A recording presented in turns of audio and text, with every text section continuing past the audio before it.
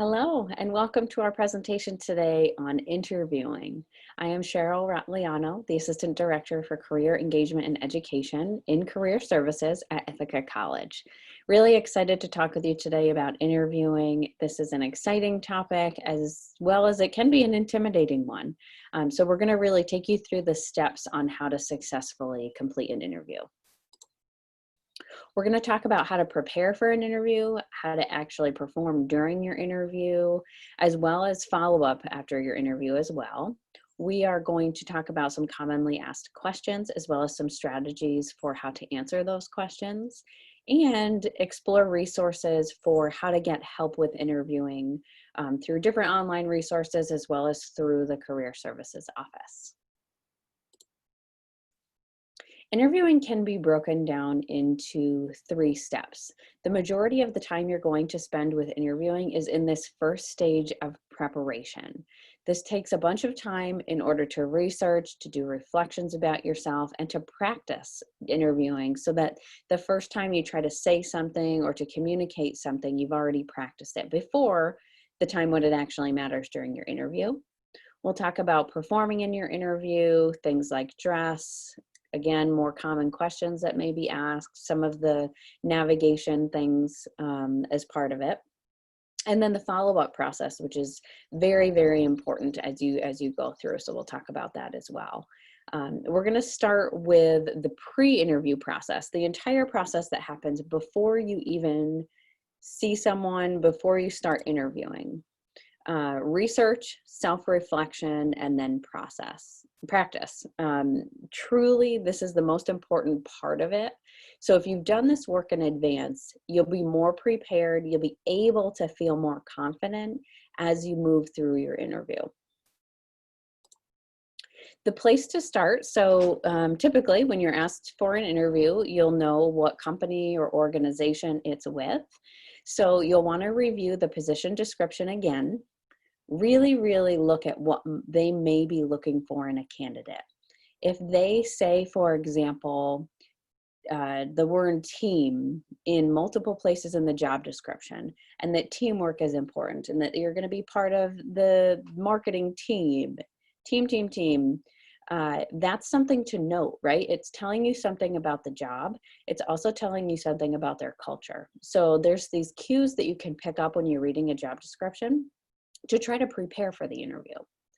And so looking at the position, potentially the history of the position with what's happened over time, who's the last person that was in that position, right? What kind of experience do they have?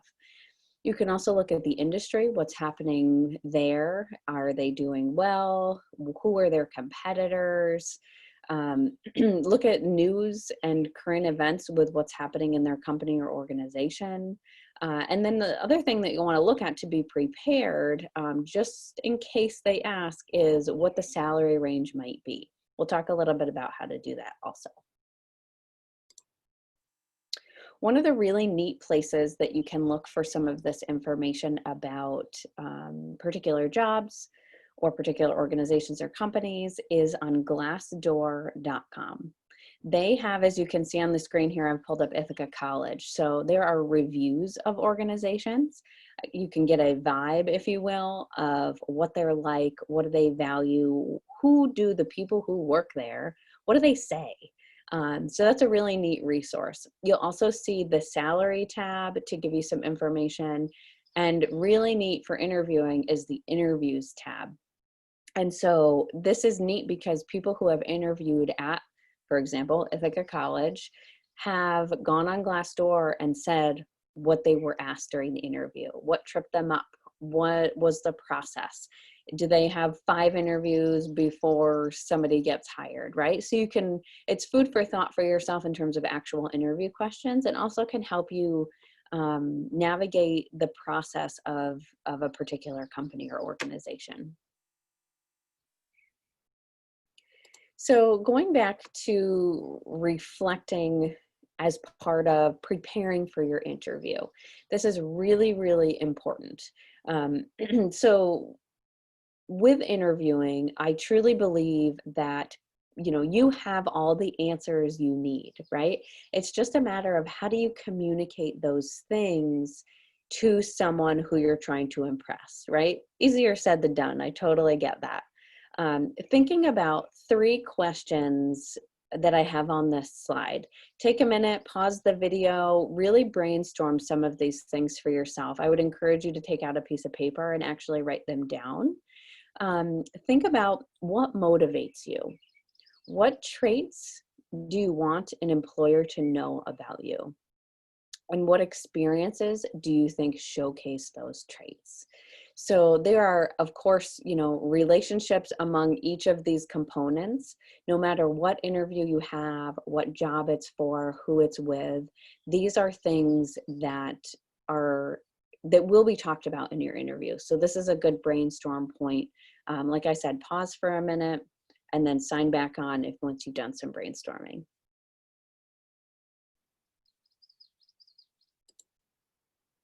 Moving on to another practice question. This question tends to be where people need to do some prep work in advance. So typically in the beginning of an interview, you'll have some form of a question of, tell me about yourself. It's very nice to meet you. Tell me about yourself. This is a tough question because it is so broad and vague as to what they actually want to hear. And so it's the most open-ended of your entire interview, which gives you a huge opportunity to tell them what you want to tell them. So doing this practice and this brainstorm in advance is really going to help you to be prepared for what you want to say. Typically, for college students or for recent graduates, you're going to talk about your education. You're going to talk about experiences that you've had, maybe 1 or 2 key experiences that you can tell them about that relate to the position. And then you want to infuse also, passion about the field, what motivates you, again, going back to the brainstorm, and then connect it to what you're interviewing for. That's how you're going to kind of close it out. As a response is to connect it, so I'm here to talk with you today. Because I'm interested in this because for these reasons. So again, pause it, give yourself a little bit of time. Maybe it's a bulleted list, maybe it's a paragraph, however you can brainstorm that works best for you. And truly putting it out on paper or on, Word or whatever it may be, and then trying to speak it will be really, really beneficial. It'll let you be more polished on the day of.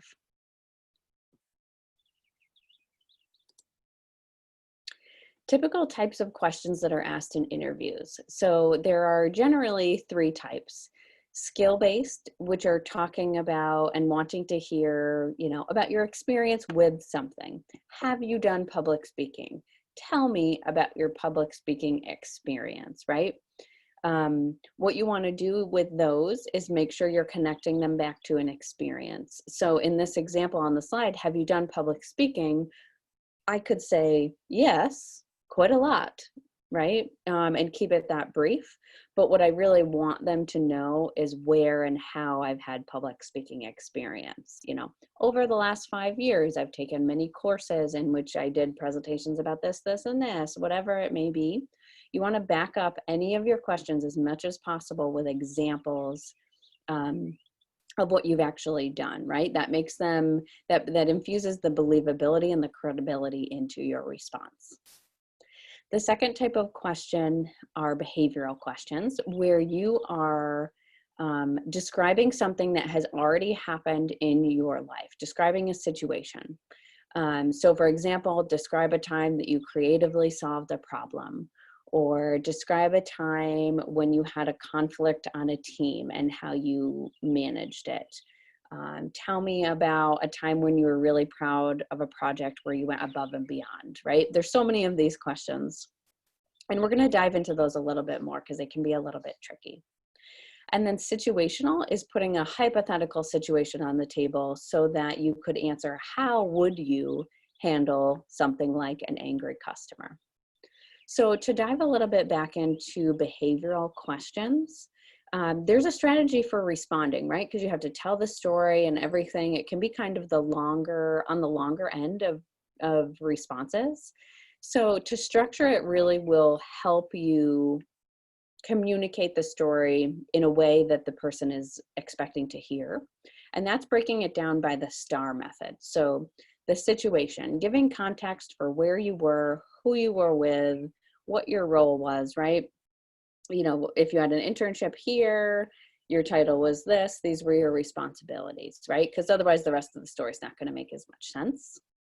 The task is your responsibilities for the situation. So if, for example, you know, during my internship at Dell, I was responsible for this, this, and this. In this particular situation that I'm telling you about, I was the team member responsible for communicating with the rest of the team. So I had to email people. Sometimes we utilize texting, whatever it may be.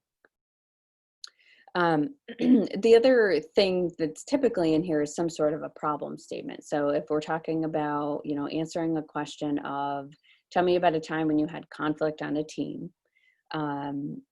you're telling them about what happened that created the conflict, which is part of the task. So if, for example, one of your teammates felt like they weren't being communicated with to the same extent as the rest of the team, as an example. And that being your responsibility would be, you know, potentially a good example to give for this question. So, so the next part after you've said, you know, I had my internship at Dell, second part is, I was responsible for communication. One of the team members didn't feel quite as in the loop as they wanted to. And so the action part of this, that third step is, what did I actually do to try to solve that situation? So maybe it was, I had a conversation with my coworker so that I would fully understand where they were coming from and where the disconnect might be. As a result of the conversation, I realized that this person really preferred face-to-face communication or Zoom communication rather than email. And so I was, you know, willing to adjust some preferences in how I was communicating so that that person would feel in the loop, because that's very important to me, right? So that's the action. That's what I personally did in the situation. And then you always want to close it out with the result of the situation. So this makes a big difference to the person who's actually hearing it. And so if it's, you know, my coworker through the next couple of months, you know, I was checking in with them to see if they felt better about communication. You know, the issue didn't arise again. They felt more in the loop, you know, and I kept, you know, checking in to make sure, and just trying to make sure that it didn't slip, and it went really successfully. The fact that you've been able to sort of turn around the situation, that's what's really powerful in being able to use these kinds of stories. So you can see, even with my hypothetical example, it takes practice to be able to tell a story in a really cohesive way that's going to make sense to who's listening to it. So practicing those, brainstorming those situations is really, really important in advance. You can have kind of a list of situations that you can pull from, you know, something that's positive that you're proud of, something that's a conflict, something about teamwork, right? They kind of fit into themes, so you can brainstorm in advance. And I want to emphasize here, interviewing can be intimidating. There is a lot of pieces that go into it. And so Career Services really is here to help you prepare. So we do practice interviews, whether it's in person or it's virtually. You can schedule a practice interview, whether it is receiving feedback just after the interview. We can also videotape it, which typically brings out some interesting things about, you know, if you're using your hands a lot or touching your hair a lot, right? You'll notice some of those things. And you can sort of process it later, which can be helpful. And then, you know, appointments and drop-ins are also a good place to brainstorm some questions, just have a sounding board for how to respond to some of those common questions that are asked.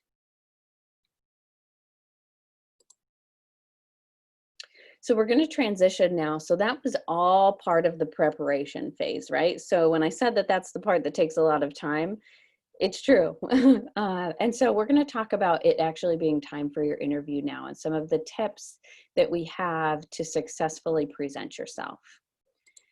What we know about interviewing is that first impressions are extremely important. Um, the handshake, this is July 2020, so the handshake at this point, the future of the handshake is unknown, right?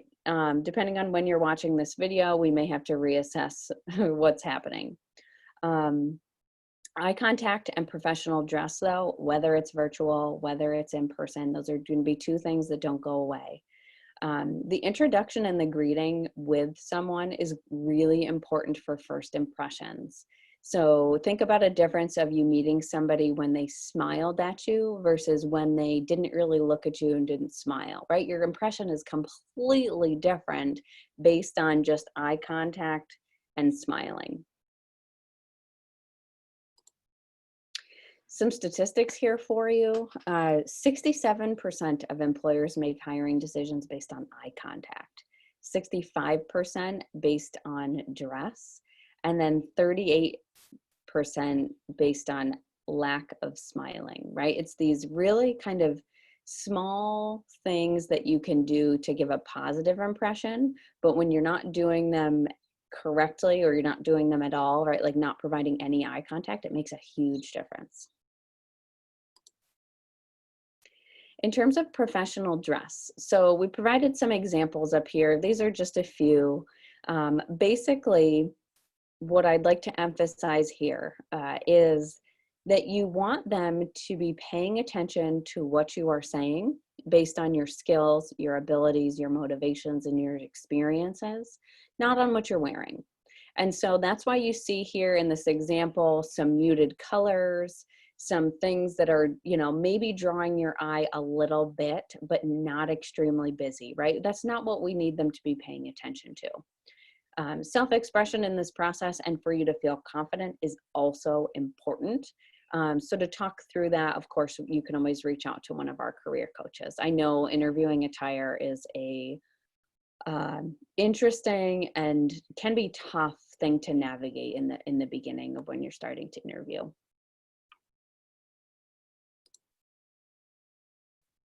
And then, so you've done your interview now, thinking about following up, really important. People are going to expect that you're going to follow up with them. And so you can do this in a variety of ways. You can do it via email, which is, I would say, the most common way. If you are really, really interested in a position, I would really encourage you to send a written follow-up note. You can always ask for an address or ask who to address it to, whatever it may be, so that you can do that appropriately. But that goes a long way, right? Like, it's definitely more work to send a handwritten follow-up note or a little note card in the mail or to drop it off at an office, way more work than it is to send an email. And so that's that's a level of sort of respect and care that you have in your interest for the position that they will be able to notice. It'll put you, a little bit above people who just send an email. The other thing about the follow-up that I'll mention is the follow-up truly is an opportunity for you. It's just like the tell me about yourself question. The follow-up is letting you say what you want to say. So if there's something that you didn't talk about in the interview that you really want them to know, you can put it in your follow-up. If you wanted to expand on something from your interview or sort of adjust what you said in the interview, you can do it in the follow-up. So there's different ways to do this. Again, we can always talk in detail, but you can make a lot of the follow-up note rather than just the simple, like, thank you for interviewing me. Let me know, what the next step is. You can go way further than that.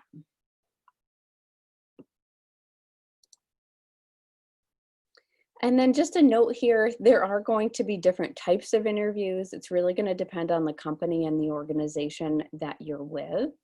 And so what's common typically, a lot of times the first step will be some sort of a phone call. It could be followed by a in-person interview, again, depending on the time and everything like that. It could be also Skype or Zoom, a video interview, in which case, you know, all of these same concepts do still apply. The professional dress, the eye contact, the smiling, all of those things really do still apply. There's also another video on our YouTube channel specifically about video interviewing. And so I would encourage you, if you have a virtual interview, to definitely watch that, because we go really into detail about backgrounds and all that good stuff.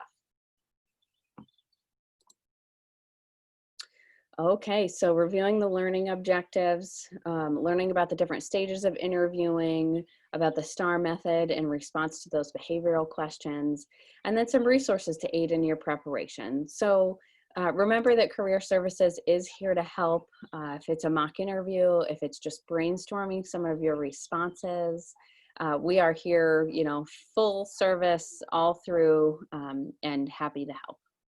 Thanks for watching.